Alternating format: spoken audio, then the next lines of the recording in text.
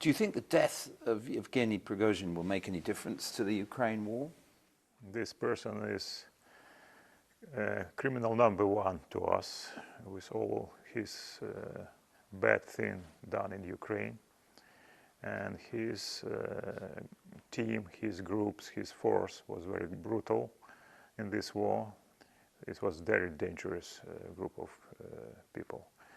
And the death of the leadership is very crucial, because Prigozhin was a very symbolic, charismatic leader. And when this group lost this charismatic leader, it means a lot. First of all, they lose in confidence, they lose in morale, they lose in orientation. I'm talking about the low ranks, and they don't understand what to do next.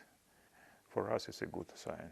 It contributes to the stability of the regime in Russia. So it creates one more crack in the pyramid of the Russian criminal corrupted structure. Let's talk about the fighting and the state of the war, particularly the ground war. We know that the counteroffensive is coming towards its end of its third month.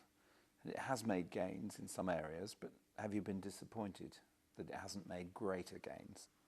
Our approach is very simple. We have to save lives of our people, not to waste them as the Russians do with their soldiers. And for us, the value of life is number one in our country, in our culture. That's why we have to adjust to the situation on the ground in terms of the mines, in terms of the fortifications, to adjust, adapt our tactics and our equipment. So for us, it's not a matter of time, this counteroffensive. It's a matter of success. Every day, step by step, we are liberating our territories. Sometimes 100 meters, sometimes 1 kilometer, but it's a steady process. And we will keep it coming as long as it's necessary. We have to keep in mind that now, after 1.5 years of this war, Ukraine is on offensive and Russia is in defense. Russia is now surviving, fighting for survival in this war, not Ukraine. And when we look towards the coming winter, when rain and cold mean inevitably that operations will slow down, do you have what you need to get through the winter in terms of anti-aircraft defense, ammunition, all the other things you'll need to keep going through this winter? We're in much better shape and condition than the last year.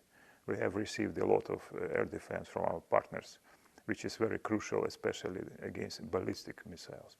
Nevertheless, our territory is huge. Our infrastructure is enormous, of course.